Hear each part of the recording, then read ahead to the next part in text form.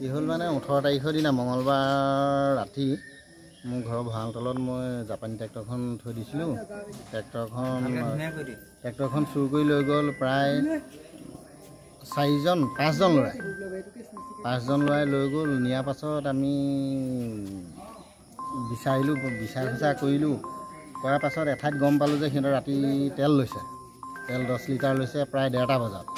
সেই হেৰিয়াৰ পুং খেদি পেলাই আহি ইয়াত তেওঁলোকৰ ওপৰত কাৰ ঘৰত তেল লৈছিলে? মামু বুলি কয়, দেৱত্ত মামু পেগু। তেওঁ তাত তেল ল'লে, তেওঁ ক'লে কথাটো ক'লো।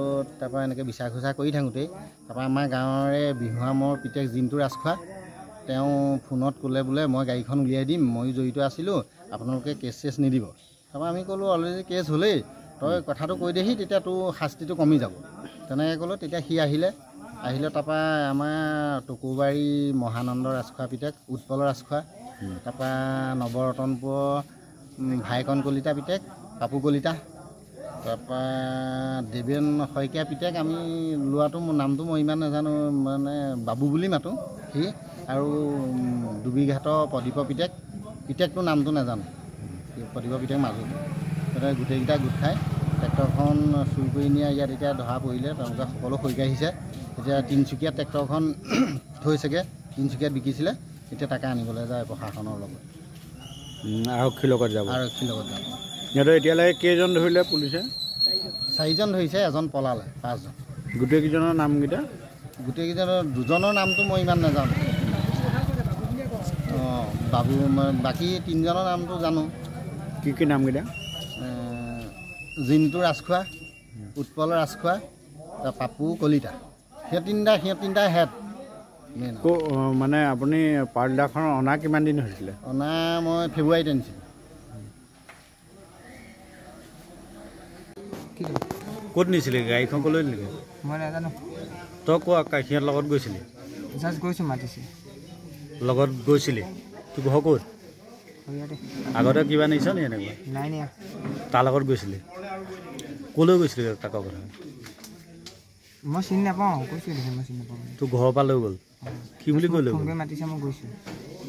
তই ঘৰৰ পৰা কি বুলি ওলাই আহিছিলি? ঘৰত গম নাপায়। তই ঘৰৰ পৰা কি বুলি ওলাই আহিছিলি? সিহঁতৰ লগত ক'লৈ যাম? ঘৰতে গম নাপায়। 7 নৱেম্বৰ 2023 চনত মোৰ ঘৰত মই বেংকলৈ অহা হেৰিয়াত যোগ লৈ মোৰ ঘৰত ডকাইত হৈছিলে, মানে দিন ডকাইত 11 বজাত। মই 10:30 আহিছোঁ। 10:30 বজাত মই মানে হেৰি কৰিছোঁ, বেংকলৈ আহিছোঁ।